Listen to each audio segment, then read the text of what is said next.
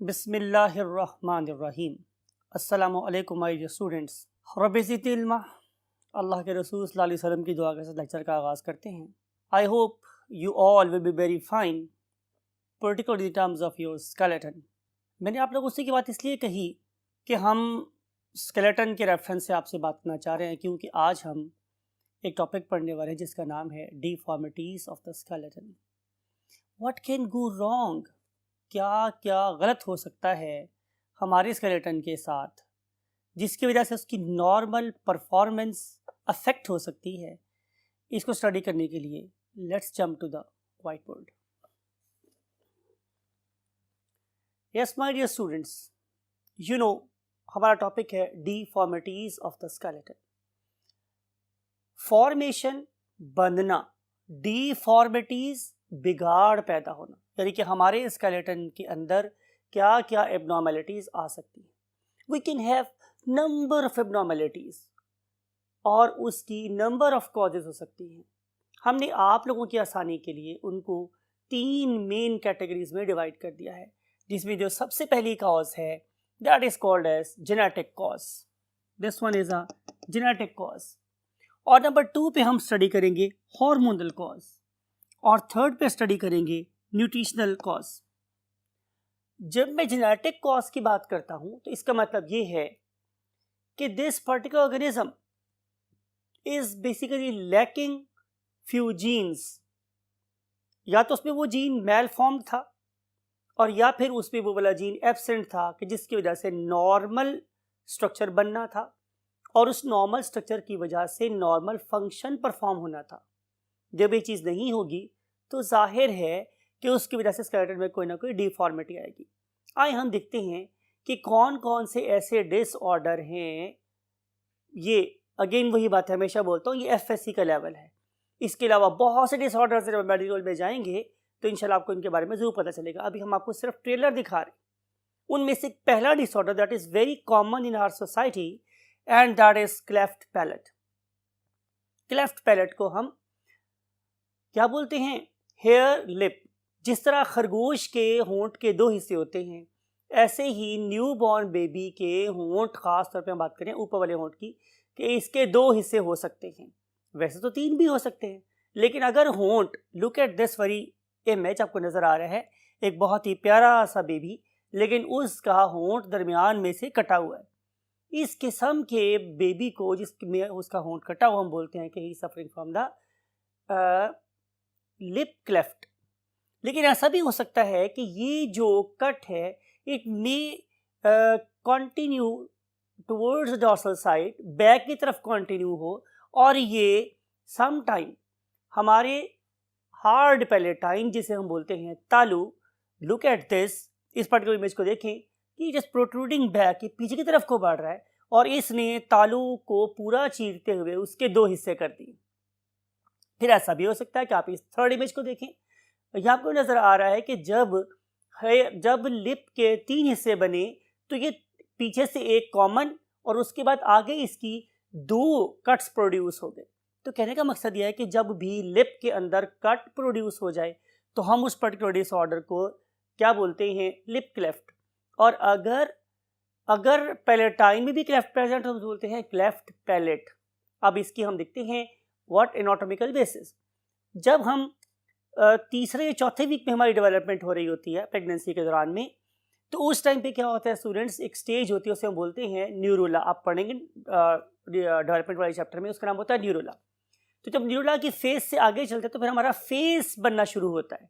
उस फेस की फॉर्मेशन के दौरान में हमारे पास 2 बड़ी बड़ी इंपॉर्टेंट बोन्स है, उनमें से एक का नाम है पैलेटाइन और एक का नाम है मैक्सिला। आप इस डायग्राम में देखिए, आपको नजर आएगा कि हम लोगों ने एक डिस्टिंक्ट शेप मतलब डिस्टिंक्ट कलर दे दिया है इस पर्टिकुलर स्ट्रक्चर को। और ये जो बोन आपको ब्लिंक होती हुई नजर आ रही है, basically it is what? Maxilla. इस मैक्सिला की 2 साइड, एक बाएं वाली और एक अंदर वाली साइड से maxillary processes, look at my hands. अगर आप मेरे हाथों की तरफ देखेंगे तो अगर ये कहीं मेरे पास क्या है मैक्सिला, और ये मैक्सिला है, तो इसके ऊपर से प्रोसेसेस ग्रो करना शुरू करते हैं, राइट। और सिमिलरली जो मेरे सेंटर में, अब आप इस पर्टिकुलर इमेज को देखें तो आपको नजर आ रही है पोजीशन ऑफ व्हाट, पैलेटाइन। यहाँ से भी प्रोसेसेस ग्रो करते हैं साइड पर, राइट। अब साइडों से ग्रो करने वाले प्रोसेस और सेंटर से ग्रो करने वाले प्रोसेसेस बाद में आके दरमियान में फ्यूज हो जाते हैं, जिसकी वजह से एक डोम, एक गुम्बद सा बन जाता है मेरी बकल कैविटी के ऊपर, that is making roof of my buccal cavity. What is the job of this particular partition? It is keeping your nasal cavity and oral cavity separate. आपको याद है जब मैंने आपको रेस्पिरेटरी सिस्टम पढ़ाया था, मैंने आपको बताया था कि आप लोगों का स्कल 3 फ्लोर्स पे कंसिस्ट करता है। पहले फ्लोर में आप लोगों का ब्रेन था, दूसरे फ्लोर में से सिंपल एयर पास होती है, और तीसरे वाले फ्लोर में say that is basically occupied, that is basically armed with tongue and teeth and salivary gland, that is oral cavity. यहाँ से आप जाहिर है नॉट ओनली फूड को पास कर सकते हैं बल्कि एयर को भी पास कर सकते हैं। लेकिन जब किसी बच्चे के पास ये वाला काम नहीं होगा तो फिर जाहिर है हमारा पैलेटाइन कंप्लीटली फॉर्म नहीं होगा, बल्कि दरमियान में गैप रह जाएगा। अब इस गैप में से जब हमने फूड खाई तो ये फूड ऊपर जा सकती है। कहाँ जा सकती है? जाहिर है इस पर्टिकुलर कैविटी के ऊपर भी जा सकती है। तो फिर क्या होगा कि ये बच्चा क्या कर सकता है, अपनी फूड, अपनी एयर के साथ साथ फूड को भी अपनी ट्रेकिया के अंदर लेके जा सकता है। तो जब फूड ट्रेकिया में चली जाएगी तो डेफिनेटली वहाँ पे एक ऐसा मीडियम बन गया जहाँ पे बहुत से bacteria, particularly pneumonia causing bacteria जो हैं वो आसानी से ग्रो कर सकते हैं, और इस पर्टिकुलर ऑर्गेनिज्म को सांस लेने में बहुत दिक्कत होगी तो उससे डिजीज होती है, that is called as aspirational pneumonia, right. Otherwise अगर हम इसे बोलें कि इस प्रॉब्लम के अलावा it is not a life threatening disorder, हाँ सकलिंग ऑफ मिल्क में प्रॉब्लम हो सकती है, ठीक है। तो फिर हम क्या करते हैं, हम इसके लिए हमने स्पेशल टाइप्स के nipples you can say design किए होते हैं, जिसको हम फीडर्स के ऊपर लगा के तो बच्चे को क्या करते हैं, फीड कर रहे होते हैं। और दूसरी बात क्या हो सकती है कि हम एज सुन एज पॉसिबल इसकी कॉस्मेटिक सर्जरी करा दें। जब हम कॉस्मेटिक सर्जरी करते हैं तो फिर हम लोग इन प्रोसेस के दरमियान में जो गैप होता है उसको कॉस्मेटिक सर्जरी के जरिए फिल कर देते हैं, और बाज़ का देखने वाले को पता भी नहीं चलता कि यहाँ पर सर्जरी हुई है। लेकिन बहरहाल ये आज की बात है। अगर आप इस पर्टिकुलर डिसऑर्डर की बेस जानेंगे तो जाहिर है जैसे मैंने बोला कि दोनों पेरेंट्स में से कोई ना कोई ऐसा पेरेंट है जिसके अंदर इस पर्टिकुलर जीन का एक पार्ट मौजूद नहीं था। इसके अलावा एक और बड़ी इंपॉर्टेंट बात स्टूडेंट्स वो ये है कि देखा यह गया है कि जिन मदर्स को प्रेगनेंसी के दौरान में फॉलिक एसिड की डेफिशिएंसी होती है, आमतौर पर उनके बच्चों के अंदर भी ये वाली चीज़ आ जाती है। फिर इसके अलावा जो स्मोकर मदर्स होती है उनके अंदर भी ये वाला रेट ज़्यादा देखा गया है। तो इसका मतलब ये होगा कि दोनों चीज़ें मिलकर बच्चे की क्या बता रही हैं, अपीयरेंस बना रही हैं। अपीयरेंस क्या है? फिनोटाइप। अब मैं आपको एक फॉर्मूला बता रहा हूँ कि phenotype of any organism is equal to genotype plus environment, यानी कि अगर उसकी जीन खराब है या उसका एनवायरनमेंट खराब है, मीन्स फूड सही नहीं खा रहे, ऐसी चीज़ खा रहे हैं जो डेवलपमेंट को हैम्पर कर रही है, अफेक्ट कर रही है, तो ये दो चीज़ें मिलके या इनमें से कोई एक क्या कॉज कर सकती है? Cleft palate, right my dear students. तो ये है हमारे पास पहली डिसऑर्डर जिसे हम बोलते हैं cleft palate. Now we want to jump to the next disorder that is called as microcephaly. You are learned persons, आपको पता है माइक्रो का मतलब क्या होता है? छोटी सी, और सेफेलिक रीजन कौन सा होता है? Very good, excellent, head region. यानी कि हम ऐसे ऑर्गेनिजम्स की बात कर रहे हैं कि जिनका सर छोटा होता है, राइट।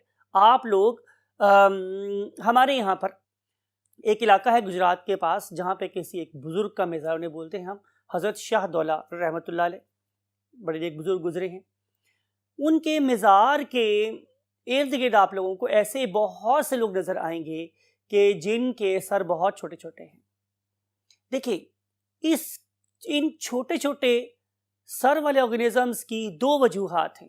एक डेफिनेटली जीन के इन ऑर्गेनिजम्स में ब्रेन को बड़ा करने वाला या स्कल को बड़ा करने वाला जीन ही नहीं होता, जिसकी वजह से वो माइक्रोसेफेली का शिकार होते हैं। लेकिन एक दूसरी चीज़ जैसे हम बोलते हैं जहालत।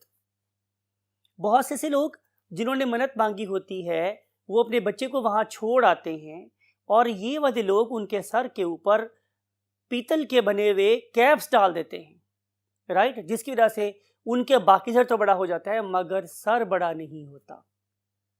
इन ऑर्गेनिजम्स की प्रोडक्शन का चांस बहुत ज़्यादा कम है, लेकिन इनका नंबर हमारे इलाके में या हमारे पंजाब में ज़्यादा होने की यही बड़ी वजह है। तो बहरहाल अगर जीन्स एब्सेंट होंगे तो भी माइक्रोसेफेली में छोटे सर वाली बीमारी हो जाएगी। आमतौर पर लोग इन्हें शाहदौला के चूहे के नाम से जानते हैं। Let's jump to the next thing. If you want to see the pictures of these microcephalic organisms, तो वैसे तो आपने देखे हुए, just for again reinforcement, look at this image, it is for the microcephalic organisms. जब किसी ऐसे organism को देखें तो अल्लाह ताला से पनाह मांगनी चाहिए. Now we want to discuss another disorder that is called as arthritis. What is arthritis? आपको पता है कि whenever two bones articulate together or join together, look at this, तो हम इसे नाम कर देते थे, इसका नाम था joint. And study of joints is called as arthrology. हमने अभी आर्थोलॉजी का लेक्चर लिया था थोड़े से पहले, आपको याद होगा, उसमें हम लोगों ने क्या स्टडी किया था? Yes, different types of joints, different types of different classifications of joints. तो basically at that time we were arthrologists because we were studying arthrology. अब इस पर्टिकुलर मोमेंट में आपने अंडरस्टैंड करना है एक वर्ड, और वो वर्ड क्या है? आइटस. जहाँ कहीं भी वर्ड आता है आइटस, तो उसका मतलब ये हमारे स्टूडेंट्स कि हम बात कर रहे हैं इन्फ्लेमेशन की. ये बहुत दफ़ा आपको मैंने पहले बताया हुआ है कि इन्फ्लेमेशन 5 चीज़ों का क्या है? मजमुआ है. वो क्या था मेरे पास? Yes, redness, then swelling, then pain, then lack of function, then low grade fever of that particular area. अगर ये वाले 5 सिम्टम इकट्ठे हो गए तो हम इसे क्या बोलते हैं? Itis, arthritis, inflammation of the joints. कहा जाता है कि बहुत सारे जॉइंट्स, बहुत सारी आर्थराइटिस की कॉजेज़ में से एक कॉज जेनेटिक एब्नॉर्मेलिटी भी है. यानी कि बाज़ औक़ात ये बिल्ट इन प्रोसेस अल्लाह ताला की तरफ से उस जीन में ही एब्नॉर्मेलिटी होती है कि ख़ास एज में जाने के बाद इन पर्टिकुलर जॉइंट्स की इन्फ्लेमेशन स्टार्ट हो जाती है. और बहुत से लोग कहते हैं कि ये ऑटो इम्यून डिसऑर्डर है. ठीक है, ये बाय नेचर है कि ये इसकी अपनी बनाई हुई एंटीजन एंटीबॉडी ऐड करके यहाँ पे इन्फ्लेमेशन स्टार्ट करवा देती है. अगर इन्फ्लेमेशन सिर्फ जोड़ तक हो तो हम उसे बोलते हैं आर्थराइटिस. डेलिबरेटली मैंने इसको बाद में पढ़ाया है, ऑस्टियोआर्थराइटिस की बात कर रहा हूँ, बिकॉज कि इनिशियल केस में सिर्फ जॉइंट इन्फ्लेम्ड होते हैं, लेकिन बाद में इसके साथ जो बोन्स के एंड्स हैं वो भी ख़राब होना शुरू हो जाते हैं.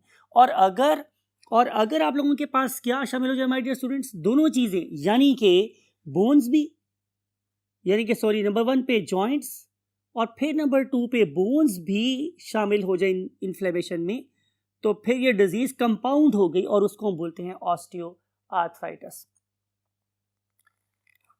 Now we want to move to the next cause, that is called as hormonal deformity of the skeleton. This very disorder जिसे हम पढ़ना चाह रहे हैं, its name is osteoporosis. Whenever we use the term osteo, आपको पता ही है कि उसका मतलब है हमारे पास बोन, अभी मैंने जिक्र भी किया था ऊपर. तो अगर किसी ऑर्गेनिज्म की बोन्स में क्या प्रोड्यूस हो जाएं? पोरोसिस, पोर्स डेवलप हो जाएं, तो फिर that particular organism is suffering from a disorder that is called as osteoporosis. अब जो ऑस्टियोपोरोसिस है, इससे मुराद मेरे पास क्या है? Look at this information that I want to inculcate in your mind, कि आपको याद है कि हमारी बोन एक खास प्रोटीन नेटवर्क या ढांचे के बनी हुई थी, उसे मैंने नाम दिया था क्या? Collagen. When collagen fibres they impregnate themselves with calcium and phosphates, the bone become hard, right? When the bone become very hard, it become rigid and strong. It is very hard to break. It is not brittle. ठीक है, लेकिन अगर मैं इस particular bone में से क्या करूं? कैल्शियम और फॉस्फेट्स को निकाल लूं, तो डेफिनेटली उन जगहों पे कि जहां पे कैल्शियम और फॉस्फेट दाखिल हुआ था वहां पे सुराख प्रोड्यूस हो जाएंगे, राइट? आपको याद है, अपने कल एक बात कही थी कि जो हमारी बोन्स हैं वो हमारे मिनरल्स का रिजर्वायर भी हैं. लेकिन जब एक ऑर्गेनिज्म को बाहर से खाने के लिए कैल्शियम और फॉस्फेट मिल ही नहीं रहे, या उसको पिक करने वाला एक एजेंट जिसे विटामिन डी कहते हैं वो नहीं मिल रहा, तो फिर शॉर्ट सी बात है कि मेरा जो रिजर्वायर है, it begin to release calcium and phosphates into the blood, right? तो इस लिहाज से उस पर्टिकुलर ऑर्गेनिज्म को डिजीज हो जाएगी ऑस्टियोपोरोसिस की. अब मुझे कैसे पता चले ऑस्टियोपोरोसिस हो गई है या नहीं? तो इसके लिए मेरे पास 2-3 बड़े इंपॉर्टेंट पैरामीटर्स हैं. पहली बात ये है कि यूजुअली जो हमारी फीमेल्स हैं, हमारी मदर्स, हमारी खालाएं, हमारी चचियाँ, हमारी ताइयाँ, उन बड़ी उम्र की औरतों की बात कर रहे हैं कि जिनकी एज 40 से ज़्यादा है, जिनकी एज 40 से ज़्यादा है और उनका जो लाइफ स्टाइल है वो कैसा है, सिडेटिव। सिडेटिव का मतलब होता है कि वो बैठी रहती हैं, एक्सरसाइज नहीं करती हैं, lack of exercise, sessile type of movement, बैठी हैं तो बस बैठी हुई हैं, तो उसे हम क्या बोलते हैं, सिडेटिव स्टाइल। अब स्टाइल सिडेटिव है, उम्र 40 से ज़्यादा हो गई है और उनकी ओवरीज अब ज़्यादा फंक्शनल नहीं रही, तो उनकी ओवरीज एक हार्मोन प्रोड्यूस करती हैं, उसका नाम होता है स्टूडेंट्स व्हाट, एस्ट्रोजन। क्या नाम है उस पर्टिकुलर हार्मोन का, यस, एस्ट्रोजन। तो when there is no estrogen in the blood, तो what will be the result, कि इस पर्टिकुलर हार्मोन की एब्सेंस में अब वो सारे के सारे पैरामीटर्स के जिनको एक्टिवेट होना चाहिए था, जिन्हें इस पर्टिकुलर बोन के अंदर कैल्शियम और फॉस्फेट को होल्ड करना चाहिए था, अब वो खत्म हो गए। जाहिर है बोन में से कैल्शियम और फॉस्फेट निकल जाएगा, बोन डीमिनरलाइज हो जाएगी। अब अगर ये वाली मोहतरमा, हमारी आंटी, चची, ताई, फूफी, वटेवर, जब भी खुदा ना खास्ता ये कहीं से स्लिप होंगी, गिरेंगी, तो सबसे पहले इनकी सबसे delicate part of the strongest bone, उस पर इंपैक्ट आएगा। आपको याद है मैंने क्या बोला था, जी हाँ, हमारी सबसे लॉन्गेस्ट, सबसे स्ट्रॉन्गेस्ट बोन कौन सी थी, फीमर, लेकिन उसके ऊपर एक डेलिकेट नेक के साथ क्या लगा हुआ है, head. Look at this very image, आपको नजर आ रहा है ये वाला हेड, तो it is very fragile from the mentioned place, ठीक है। तो जब भी ये मोहतरमा गिरेंगी तो सबसे पहले ये वाला बॉल ब्रेक हो जाएगा, हम बोलते हैं इसका कुला टूट गया है, इसका हिप ब्रेक हो गई है, राइट। तो उस ब्रेक होने की दो बड़ी वजूहात है, एक तो हमारी जो आजकल के फ्लोरिंग है वो बड़ी स्लिपरी हो गई है, और नंबर 2 बढ़ती हुई एज, और नंबर 3 वीक बोन्स। तो इनकी वजह से इस पर्टिकुलर ऑर्गेनिज्म का क्या हो जाता है, फ्रैक्चर हो जाता है। अब अगर हम चाहते हैं कि हम अपनी इन +40 खवातीन की मोबिलिटी को प्रोलॉन्ग कर सकते हो, तो हम उनसे दस्त बदस्त क्या करते हैं, रिक्वेस्ट करते हैं कि आप keep your self in motion, हरकत में रहें। जितना ज़्यादा आप एक्सरसाइज करेंगी, वॉक करेंगी, रो में वॉक करेंगी, घर में या बाग में या वेयर एवर, तो उतना ही आप लोगों के जॉइंट, आप लोगों की बोन्स के स्ट्रेंथन रहने का चांस ज़्यादा होगा। प्लस एक काम आपने और करना है, वो ये है कि आप इन मोहतरमा की एक थेरेपी करें, and that very therapy is called as ERT. Whenever we use the term ERT, it stands for estrogen replacement therapy. यानी कि हम इनको एस्ट्रोजन के इंजेक्शन लगाएंगे, जिसकी वजह से इनके मिनरल्स बोन्स में ज़्यादा देर तक क्या रहेंगे, स्टोर्ड रहेंगे या कैप्चर्ड रहेंगे, तो ये ऑस्टियोपोरोसिस का शिकार नहीं होंगी। So if you love your old mother, तो you must have some test regarding the density of the bone. बड़ा सिंपल सा टेस्ट होता है, हमारे पास एक मशीन होती है, उस मशीन में हम अपने पाँव को डाल देते हैं और उसको ऑन कर देते हैं, कोई सिंपल सी एडिशन पास होती है, और वो एडिशन पास होने के बाद बताती हैं कि इनकी बोन के अंदर कितना कैल्शियम है और कितना कैल्शियम नहीं है। Means it is going to measure the bone density. अगर बोन डेंसिटी ठीक है तो वेल एंड गुड, और अगर ये डिप्लीट हो रही है तो डेफिनेटली आपको क्या करना चाहिए, उनको कैल्शियम देना चाहिए, उनको विटामिन D देना चाहिए, और प्लस उनकी ERT करनी चाहिए। Then this 70-year-old lady even can take part in marathon race, no problem at all, because she has very strong bones. तो खाली दूध पीने से कैल्शियम लेवल मेंटेन नहीं होता। Let's move to the next topic. Now we want to discuss the nutritional causes. कौन कौन से ऐसे डिसऑर्डर हैं कि जिनकी कॉज न्यूट्रिशनल है, मींस या तो आपको खाने को वो चीज़ नहीं मिल रही या कम मिल रही। तो उस वाले केस में जो बोन्स में एबनॉर्मलिटीज प्रोड्यूस होंगी, उन्हें उनकी बेस क्या होगी, न्यूट्रिशनल बेस होगी। पहला मैंने एक वर्ड लिखा है ऑस्टियोमलेशिया। आप लोगों की बुक में ये वाला ए मिस है, this A is missing in your book. Note this thing, the word is malacia, it is not malcia. आप बुक में लिखा हुआ है MALCIA। So this particular osteomalacia is basically bowing of the bone, आपकी हड्डियों का टेढ़ा हो जाना। बो क्या होता है, किसी कमान की तरह से हो जाना, बो, बोइंग ऑफ बोन्स। अब ये आमतौर पे किन लोगों में होती है, ये होती है हमारे बीन्स बाबाजी में, ओल्ड एज के मर्द में, क्या ऑफ कोर्स ओल्ड एज की औरत में भी हो सकता है, राइट। अब यहाँ पे बेसिकली क्या प्रॉब्लम है कि इस पर्टिकुलर पर्सन को कैल्शियम और विटामिन डी नहीं मिल रहा। मैंने आपको एग्जांपल दी थी कि अगर आप लोगों के पास एक बुक रैक हो और आपकी जो सारी की सारी बुक्स हैं वो टेबल पे पड़ी हो, तो ये वाली बुक्स, फर्ज कर लेते हैं ये वाली बुक्स क्या है, कैल्शियम, और जो आप लोगों का बुक रैक है वो क्या है, कोलेजन फाइबर। अब इस कोलेजन फाइबर के अंदर मैंने उठा के बुक्स को रखना है, वो बुक्स क्या है, कैल्शियम। ये कैल्शियम खुद से उठ के बुक रैक में नहीं जा सकता। कैसे जाएगा? Definitely there should be some carrier. वो कैरियर क्या है, विटामिन डी। खाली कैल्शियम पिएंगे कोई फर्क नहीं पड़ेगा, खाली विटामिन डी पिएंगे कोई फर्क नहीं पड़ेगा। जब आप लोग दोनों चीजें मिल के इस्तेमाल करेंगे और एक्सरसाइज करेंगे, उनकी सप्लाई के लिए ब्लड सर्कुलेशन बढ़ाएंगे, तो तभी आप लोगों का carrier means vitamin D calcium को पिक करेगा और उसे ब्लड में से उठा के बुक रैक यानी कि collagen fibre of the bones के अंदर प्लेस कर देगा। अगर आपके पास डेफिशिएंसी है विटामिन डी की तो भी ये प्रॉब्लम होगी, आपके पास डेफिशिएंसी है कैल्शियम की तो भी ये प्रॉब्लम होगी, राइट। आमतौर पर ये प्रॉब्लम ओल्ड एज में होती है, जब ये चीज़ें खाने के बावजूद समटाइम ये चीज़ें मेल एब्जॉर्ब्ड होती हैं फ्रॉम द लार्ज इंटेस्टाइन और द स्मॉल इंटेस्टाइन, ठीक है। तो उसकी वजह से क्या होगा कि जाहिर है बोन्स कैल्शियम की डेफिशिएंसी का शिकार हो जाएंगे, वो सॉफ्ट हो जाएंगी, और जब आप उन पे वजन डालेंगे, किसी भी नरम चीज़ पर वजन डालेंगे, तो वो बिल्कुल सीधी नहीं रहेगी बल्कि इट विल बेंड आउटवर्ड और इनवर्ड। ये जो एब्नॉर्मैलिटीज़ हैं ये नॉट ओनली हमें लॉन्ग बोन्स में नजर आती हैं बल्कि इन ऑर्गेनिजम्स के पेल्विक रीजन में भी नजर आ रही होती। अगर ये वाली एब्नॉर्मैलिटीज किसी बूढ़े बंदे या बंदी में हो तो हम बोलते हैं osteomalacia, right. On the other hand अगर यही वाली प्रॉब्लम किसी छोटे से बच्चे के साथ हो, लुक एट दिस इमेज, एक बच्चे को हमने लिया हुआ है और ये बच्चे की हमें टांगे नजर आ रही हैं, ये इमेज हमने पहले भी यूज किया हुआ है, तो आपको नजर आएगा कि इस बच्चे की जो टांगे हैं they are not straight enough, बल्कि दे आर, अगर मैं इनको आपस में जोड़ूं तो it is something like a racket, जैसे टेबल टेनिस का रैकेट होता है, कुछ वैसी शक्ल बन गई है इसकी। तो इस वाले डिसऑर्डर की कॉज भी वही है, deficiency of vitamin D and deficiency of calcium. तो फिर डिजीज क्या हो जाएगी मेरे पास, रिकेट्स। अब क्या हम इसको ठीक कर सकते हैं?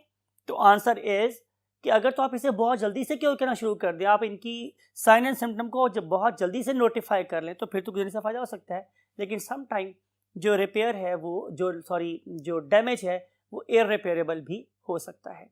मैं फिर बोलूँगा, अगर आप अपने ओल्ड लोगों से प्यार करते हैं और चलता फिरता देखना चाहते हैं तो सिर्फ और सिर्फ चलाए फिराए रहना ज़रूरी नहीं है, बल्कि उनकी न्यूट्रिशन का प्रॉपर ख्याल रखना भी बहुत ज़रूरी है, राइट।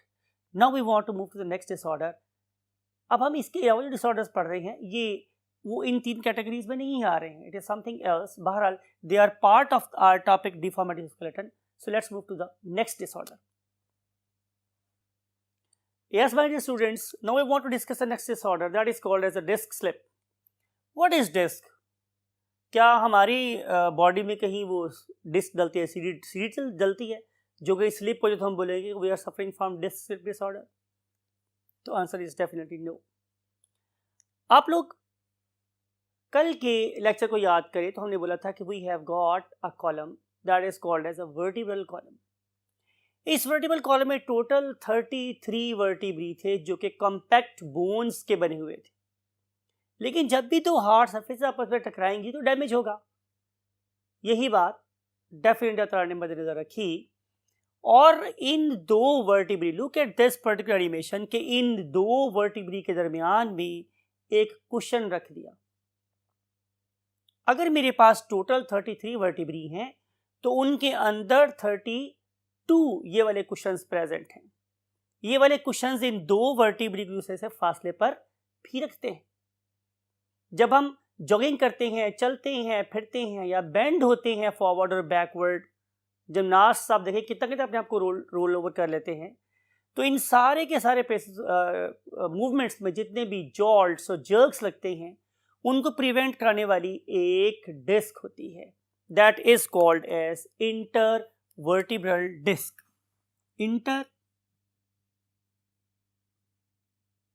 Vertebral disc, right. अगर आप इस इंटरवर्टिब्रल डिस्क को बाहर निकालें, लुक एट दिस, हमने यहां से इसको बाहर निकाल लिया, तो नजर आएगा कि इसके दो डिस्टिंक्ट जोन्स हैं। एक है इसका बाहर वाला ring, it is made up of cartilage, it is called as annulus. ये रिंग है, एनुअल का मतलब रिंग होता है, उसकी फॉर्म में है। और इसके सेंटर में एक लिक्विड फिल्ड स्ट्रक्चर है, it is called as nucleus pulposus, right. अब ये जो न्यूक्लियस पल्पोसस है, इसका नाम पल्पी होने की वजह से पल्पोसस है।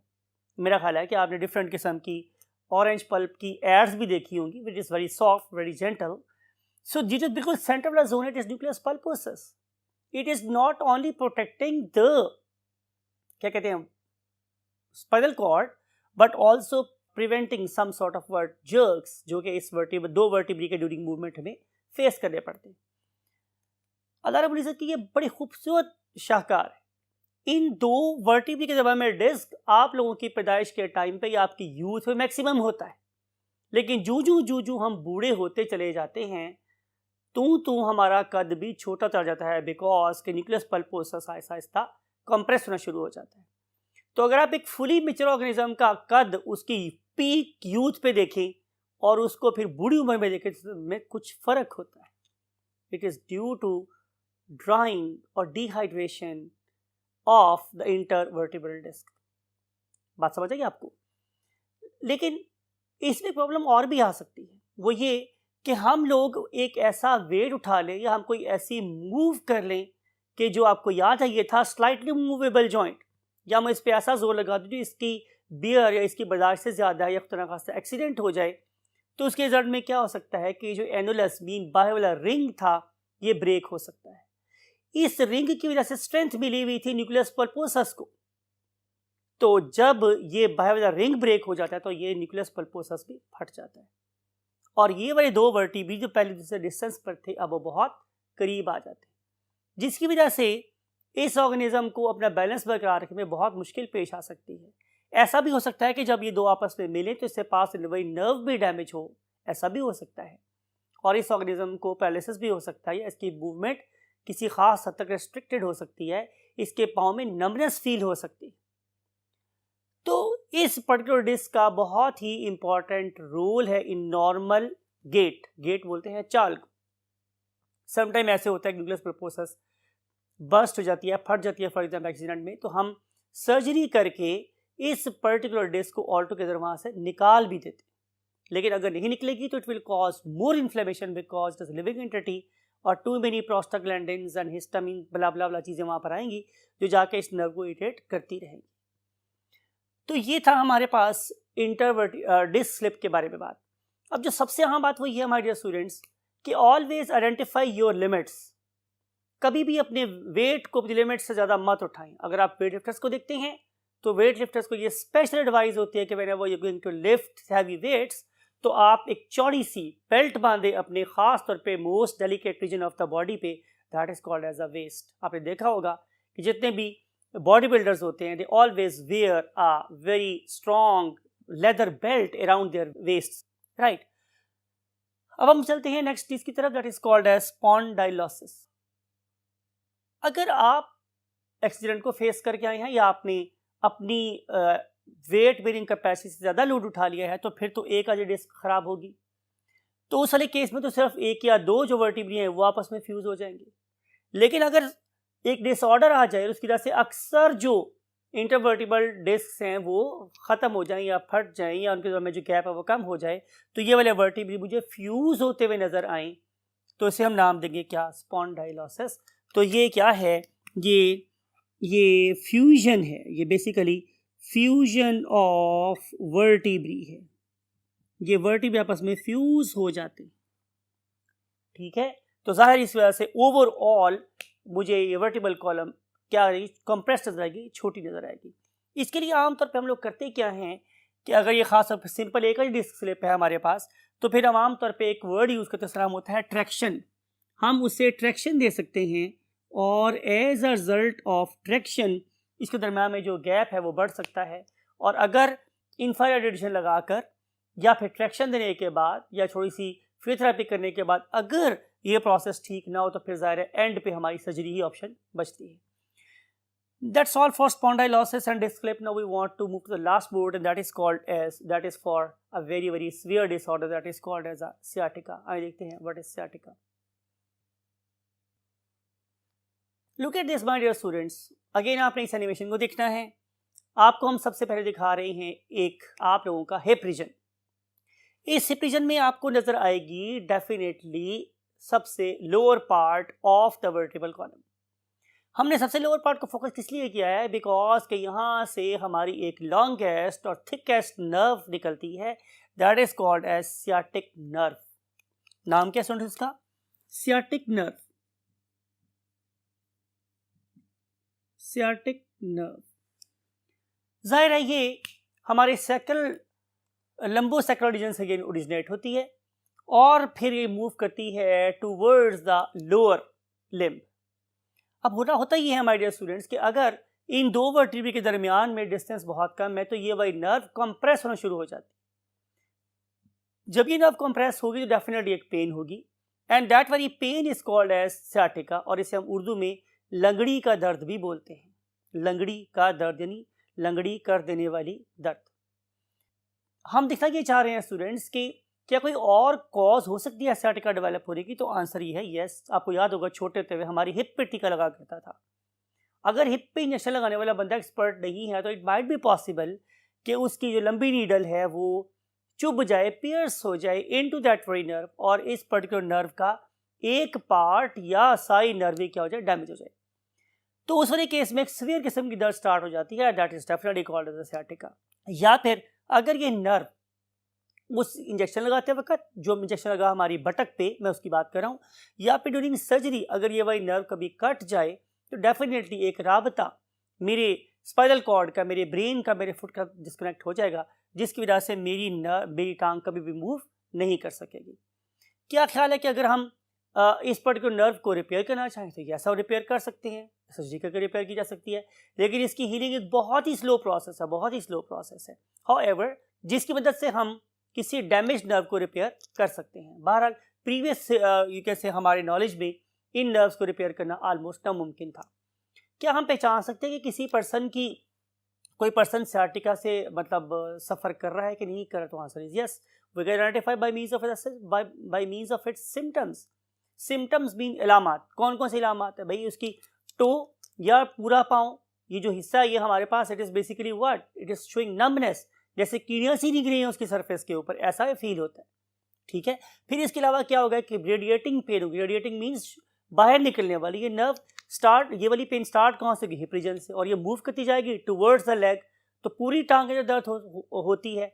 ठीक है. तो इस किस्म की दर्द को हम लोग क्या बोलते हैं? सियाटिका बोलते हैं. अब इसके लिए हमारे पास ट्रीटमेंट क्या है? इसके जो बेस्ट ट्रीटमेंट है, अगर इंजरी मैकेनिकल नहीं है, मतलब ये एक्सीडेंट में नहीं कट गई या सर्जरी में नहीं कट गई या इंजेक्शन लगाते हुए सुई की नीडल से अफेक्ट नहीं हो गई, मीन्स इसकी कॉज सिर्फ कंप्रेशन है, तो हम इस पर्टिकुलर नर्व को डीकम्प्रेस कर सकते हैं. और उस पर्पज़ के लिए हमें करनी होती है उसकी फिजियोथेरेपी. तो उस पर्टिकुलर फिजियोथेरेपी की अगर मैं आपको एप्लीकेशन बताऊं तो मेरे अपने व्यू में it is more better than different types of the pain killer.